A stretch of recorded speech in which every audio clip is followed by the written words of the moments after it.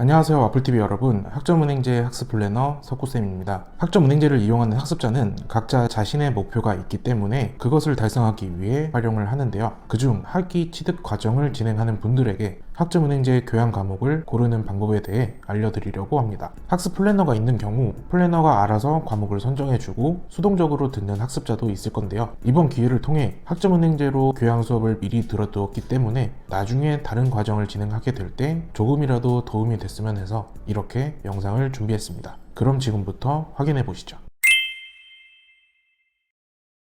학점은행제를 통해 학위 취득 과정을 진행하는 분이라면 필요한 학점에 대해 한 번쯤은 들어보셨을 겁니다. 학사 학위의 경우 전공은 60학점 이상, 교양은 30학점 이상 이수해야 되고 일반의 경우 50학점까지만 이수할 수 있죠. 이렇게 총 140학점을 모으게 되면 희망하는 전공으로 학사 학위를 받게 되는 것이죠. 전문학사 학위를 확인해보면 전공은 45학점 이상, 교양은 15학점 이상 이수해야 되고 일반은 30학점까지만 이수할 수 있으며 이렇게 총 80학점을 모으게 되면 여러분은 전문학사 학위를 받을 수 있게 됩니다. 두 과정 모두 일반은 이수하지 않아도 상관이 없지만 전공과 교양 모두 기준 학점 이상을 이수해야 학위를 받을 수 있는데요. 이왕 이수해야 되는 교양이라면 나에게 도움이 되는 과목을 듣는 것이 좋지 않을까요?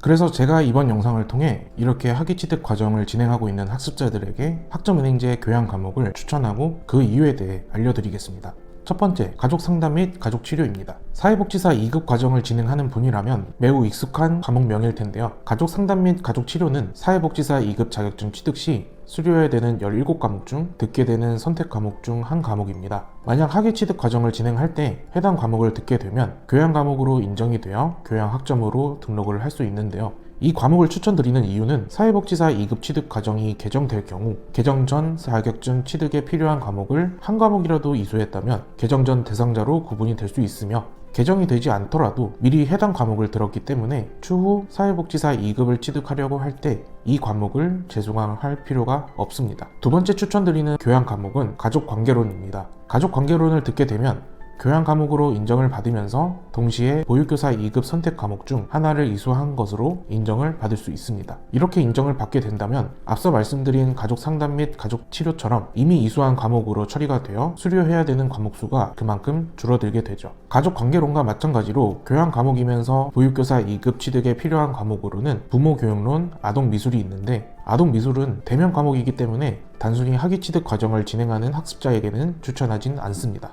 또한 가족관계론은 건강가정사 자격증 취득에 필요한 과목에도 해당이 되기 때문에 도움이 된다는 점도 기억해 주세요.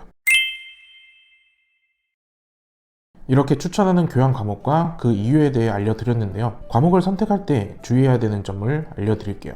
우선 선택한 과목이 교양 과목으로 인정이 되는지 확실히 확인할 필요가 있습니다. 온라인 평생교육원에는 별도로 학점은행제 교양 과목 섹션을 두어 한눈에 알아볼 수 있게 구분을 해두고 있습니다. 하지만 간혹 자신이 진행하는 전공에 포함되는 과목을 선택하게 되는 경우도 발생을 하는데요. 앞서 말씀드린 가족 상담 및 가족 치료를 예로 들어드릴게요. 자신이 만약 고등학교를 졸업하여 학점은행제를 통해 사회복지사 2급을 취득하면서 사회복지 전공으로 전문학사 학위 취득을 병행하는 경우 가족 상담 및 가족 치료는 전공 과목도 되지만 교양 과목으로도 쓸 수 있습니다. 수업을 듣는 것은 상관이 없지만 추후 학점 인정 신청 시 전공, 교양 선택을 할 수 있는데 여러분이 무엇으로 들었는지 명확하게 알아둘 필요가 있어요. 물론 이 부분에 대해 멘토의 도움을 받는다면 실수할 일은 없지만 꼭 주의하길 바랍니다. 두 번째 주의해야 되는 점은 독학사 시험입니다. 학점은행제에서는 교양 과목을 듣고 학점을 받는 것 외에 독학사 시험을 통해 교양 학점을 받는 학습자도 있을 겁니다. 독학사 1단계 시험을 보기 위해 시험 과목을 선택하게 될 텐데요. 이때 수업으로 듣는 과목과 시험 과목은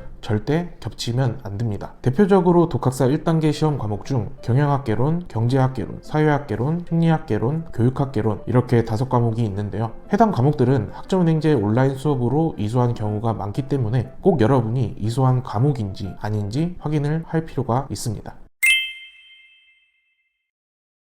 오늘은 학위 취득 과정을 진행하고 있는 학습자들에게 추천하는 학점은행제 교양 과목과 주의해야 되는 점에 대해 알아봤는데요.